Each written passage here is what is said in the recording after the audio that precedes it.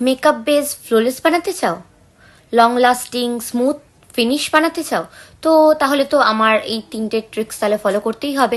Last পর্যন্ত ভিডিওটা দেখো, মিস কিন্তু অবশ্যই করো না।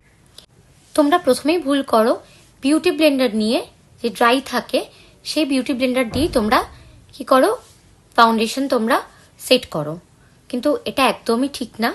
ওটা তাহলে বিউটি ব্লেন্ডারে কি করতে হবে, একটা এরকম ভর্তি জল নিতে হবে বোল, তাতে বিউটি ব্লেন্ডারটাকে এরকম ডিপ করতে হবে, ঠিক আছে? ডিপ করে কিছুক্ষণ ডিপ করে তারপরে দেখো বিউটি ব্লেন্ডারটা বড় হয়ে গেল, তো ওটাকে স্কুইজ করতে হবে। স্কুইজ করে নিয়ে দেখো একদম যেন জল না থাকে, ঠিক আছে? স্কুইজ করে নিয়ে তারপরে এরকম একটা ড্রাই টিস্যু নেবে, ড্রাই টিস্যুর মধ্যে বিউটি ব্লেন্ডারটাকে এরকমভাবে সোক করে নেবে। তো বিউটি ব্লেন্ডার পুরো তৈরি ফাউন্ডেশন অ্যাপ্লাই করার জন্য, ঠিক আছে? এটা একটা 1 নম্বর টিপ।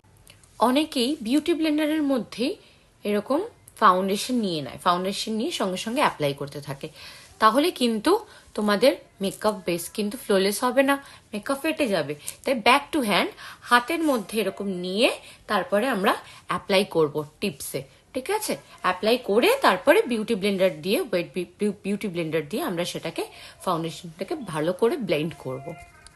এটা তোমাদের সেকেন্ড ট্রিপস হলো।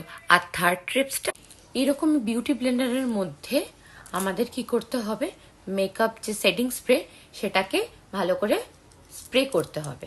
স্প্রে করে আমাদের বিউটি ব্লেন্ডারটাকে আস্তে আস্তে করে ড্যাব ড্যাব ড্যাব ড্যাব ড্যাব ড্যাব মোশানে ড্যাব করতে হবে, তাহলে মেকআপটা লং লাস্টিংও থাকবে, মেকআপটা স্টেও করবে। তোমাদের কেমন লাগলো আমাকে কিন্তু কমেন্টস করতে কিন্তু একদমই ভুলবে না। আর যদি ভালো লাগে তাহলে ফলো করে দিও। টাটা।